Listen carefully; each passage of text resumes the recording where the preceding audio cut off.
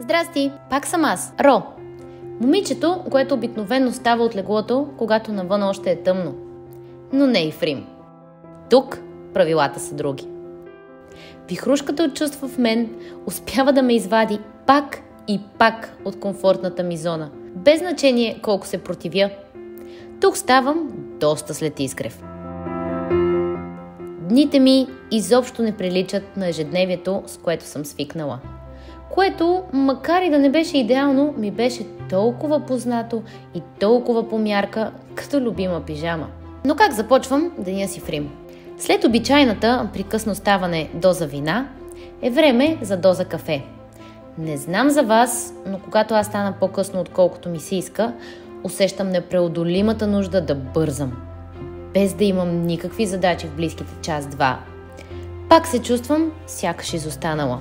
Много ми се искаше да снимам моята сутрешна рутина в Рим. Обаче как да снимам нещо, което не съществува? Часът е около 9, а аз се готвя да избягам от гадното чувство, че съм проспала сутринта си. Едно от предимствата да живееш в Прати вместо Пиньето е, че Тибър е на няма и 10 минутки. А тичането на алеята покрай Тибър е едно от най-любимите ми неща в Рим.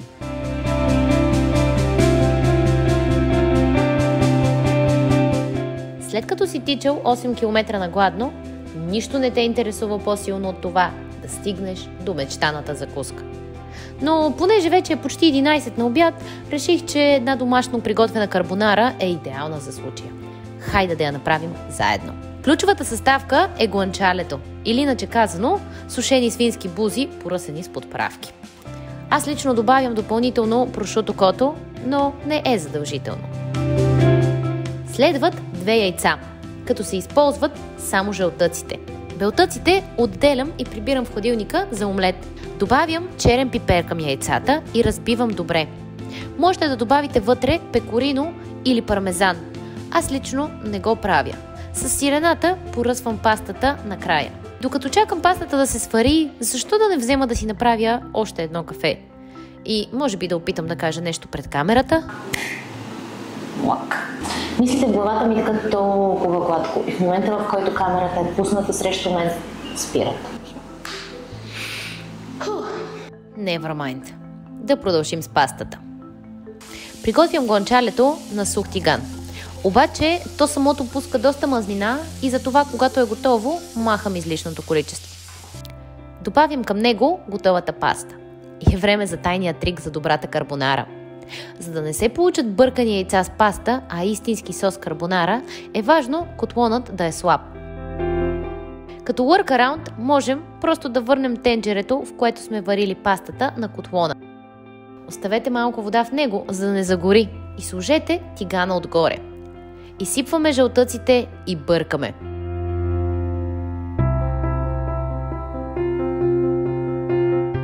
Както знаете, there is no such thing as too much cheese, така че добавяме на воля пармезан, пекорино или и двете.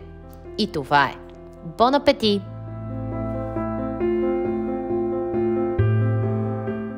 Ден еди кой си в Рим. Това видео не е точно животът ми в Рим, а по-скоро животът в Airbnb-то. Пак успях успешно да игнорирам алармата си и да стана прилично късно, поне по мое мнение. Напоследък ми е трудно да чуя вътрешния си глас. Затова напукна чувството за вина, което ме пришпорва да бързам за незнайно къде. Си дадох време да пообщувам със себе си и да пиша в дневника си. Йогата е един от добрите ми навици, които вече 3 години успявам да запазя. Взех го с мен и в Рим. Не винаги е част от сутрешната ми рутина. Понякога я правя вечер преди лягане, но определено съм по-голям фен на сутрешната йога.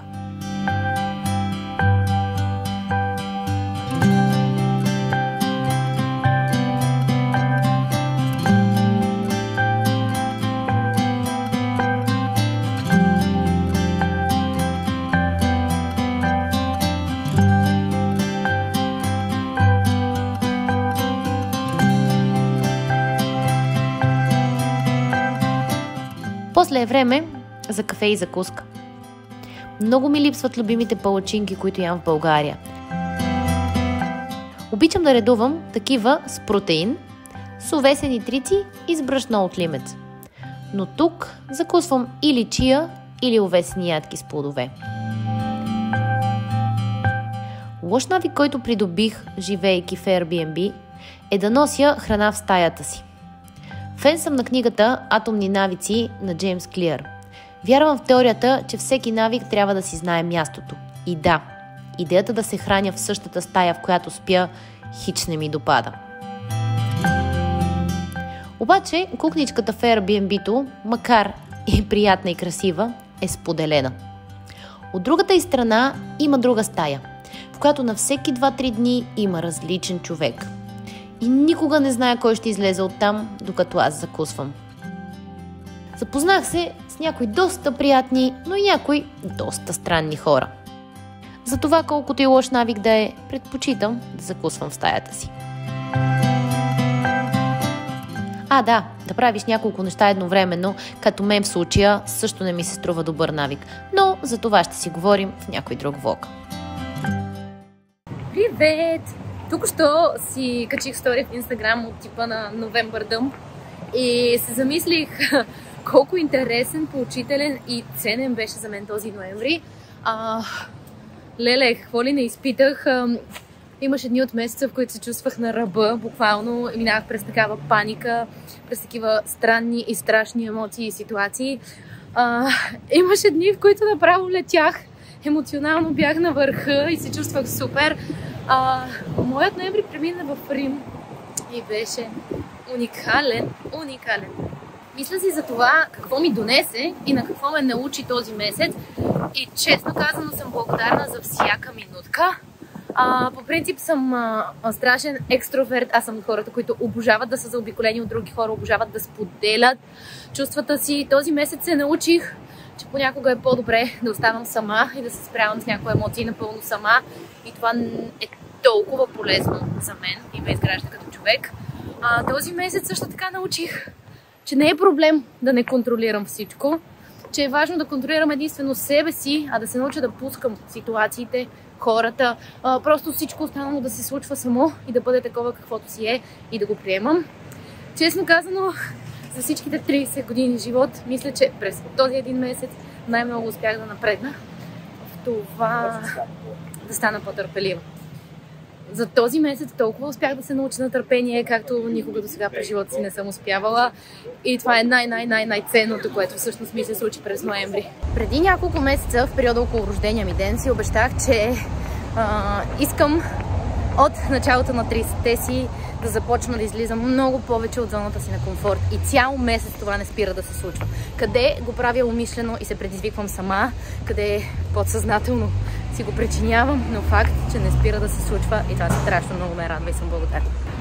Колкото и вятъра и слънцето да се опитва да ми попречат да довърша това, което имам да кажа, продължавам на инат. Излизането от комфортната зона върви супер, както инициирано от мен, така и подсъзнателно отново инициирано от мен или от събитията. Първо с цялото снимане, с всички нови хора, които срещнах и за които съм страшно благодарна за целия експириенс. Но освен това, минавам през някакъв странен етап на самосаботаж. Казвам го с усмивка, защото вярвам и знам, че е само етап. И знам, че има причина да се случва и да минавам през него. Но минавайки през този странен етап на самосаботаж, всичките ми хранителни навици, всичките ми хранителни навици отидоха по дяволите. Тук ям много по-различно от начина, по който съм свикнала. И със сигурно съм качила кило 2, най-малко.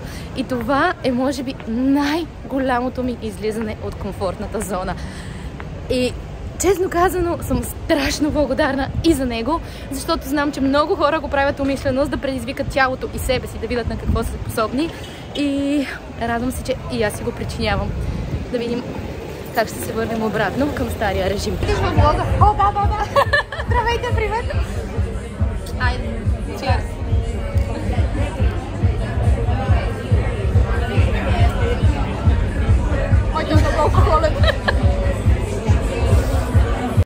Когато ставаш около 9, вместо обичайното за теб 5:30-6 часа, ти се струва, че сякаш си изпуснал половината ден. Затова, след закуска, директно започнах да се оправям за лекции. Тази леко закъсняла магистратура беше доста спонтанно решение. Но от добрите. Честно казано, когато тепърва трябваше да кандидатствам в университет, преди доста години, идеята да уча в чужбина ми се струваше толкова далечна и недостижима. Ако искате да си говорим повече по темата или имате въпроси, пишете в коментарите. Сега ви оставям, че да не закъснея за лекции. Толкова много неща искам да променя в себе си и в...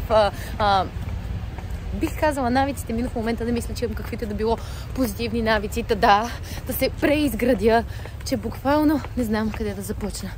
Може би това е готиното. Сриваш всичко до основи, започваш от нулата. Започваш абсолютно на чисто с всичко. Последни 3 дни в Рим за тази година. Ще им се насладя доколкото мога. Днес половината отлетя, но сега отивам на лекция, която съм сигурна, че ще е супер интересна, защото вече имахме една с този преподавател и беше много готина. Сега се запътвам към нея. Докато лекцията ми свърши, вече ще е тъмно навън, но няма значение. Ще отидем на аперитиво с някои готини хора, защото скоро си тръгвам и искам да се видя с всички и да прекарам колкото се може повече време с тях. Защото откровено казано това, което най-много ме зарежда и най-много ценя и от преживяването си тук в живота като цяло, е общуването с други хора. И Life Update. Тук що минах покрай човек, който право в мен погледна, докато снимах, но аз съм who cares, което за мен е огромен напредък. Дори не си секнах мисълта. Ей! Хайде на лекции. Между другото, знаете ли, страшно добра съм в самосаботажа. Не знам какво ми се случи и не знам защо си го причинявам, но явно има за какво. Явно трябва да се срина, за да започна от нулата и успешно го правя сама. Снощи, всъщност вчера, се прибрах в 6:30. По незнайно каква причина влязах в банята да си мия косата, чак 12 без нещо. След това правих йога, суших се, реших, че задължително трябва да направя тъмбнейла за новия коледен влог. Тогава, преди да си легна и то по хавлия, съответно, освен че съм уморена и недоспала, съм изхваната. Браво, Ро! Супер си!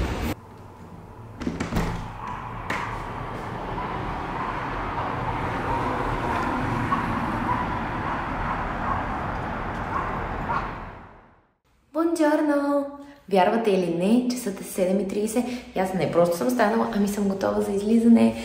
Хапвам нещо набързо и тръгваме навън. Последните дни съм в странна фаза на самосаботаж и въпреки че знам, че ще ми стане много по-добре, ако просто стана и се впусна в деня, аз се завъртам на другата страна, заспивам. Тази сутрин обаче света, която ми мина през главата е ти ще бъдеш щастлива, ако го направиш. Направи го. И просто отметнах завивката, станах и сега се чувствам супер заредена за деня, така че да видим какво ще ни донесе.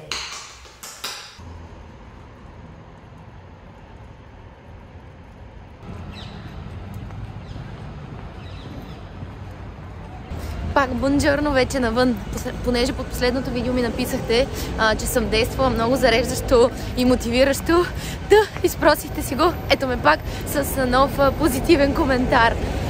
Обожавам сутрешните разходки, няма нищо по-зареждащо от тях. Просто са вау. Времето е страхотно, хората са страхотни. Спря да вали.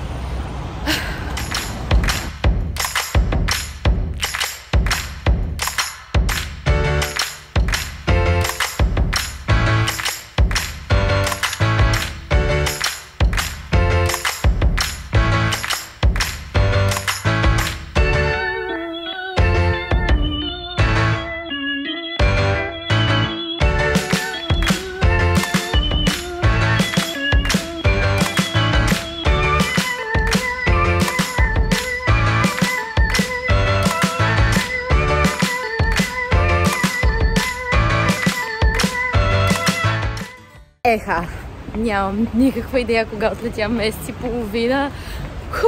Утре по това време вече или ще съм на летището, или най-малкото на път към летището. И днес е последния ми ден в Рим за тази година, така че смятам да му се насладя на макс. Имам един кратък ангажимент вкъщи, след това денят е изцяло мой. Но преди този ангажимент, разбира се, тичаме за круасани. Няма как да пропусна да закуся с круасани последния ми ден тук. И времето е прекрасно. Имам уговорка с с всичките ми колеги тази вечер да се видим, да се поизпратим преди празниците и нямам търпение. За пръв път ще пробвам пан суис. Интересното е, че буквално можеш да гледаш през него.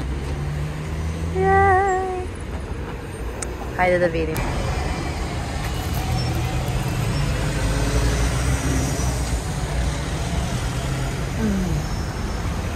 Много е добро. С черен шоколад и крем не съм сигурна да крема, но много е добро. Хей! Последният ден в Рим е просто толкова прекрасен, че през цялото време ми се иска да не е последния ден в Рим и да остана тук през цялото време и за празниците дори. Тук ще обядвах с едно страхотно момиче от Белгия. Тя ме заведе на много интересно малко ресторантче в квартала, в който тя живее. Каза, че е забелязала, че доста опашки се струпват там ежедневно и явно си струва да се пробва.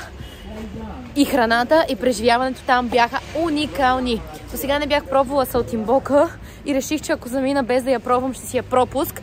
И много се радвам, че я опитах и то точно там, защото беше страхотна. Като гарнитура си взех артишок, защото напоследък съм луда по артишока. А и доколкото знам, сега тук му е сезона, така че е най-доброто време да го хапваш. Беше страшно вкусно. И изведнъж ни донесоха десерт, който не бяхме поръчали и разбрахме, че е от момчетата на съседната маса. Няколко минутки по-късно пък се появи собственика и ни почерпи кафе за сметка на заведението. Тоест, изживяването беше на 100%, прекарахме си много готино, хапнахме си много вкусно, изпратихме се с пожелания много скоро да се видим. Ще чакам Нор в България. Нор, това е за теб. Чакам те в България. Определено нямам достатъчно материал, последователен и смислен за влог, обаче искам да хвана тази емоция в момента и с това го записвам пък, ако ще да се използва където и да било. Сърцето ми пее, чувствам се толкова благодарна и щастлива за всичко, което ми се случи и просто нямам търпение за новото. Хайде да се прибираме утре, за да се подготвим за новите приключения.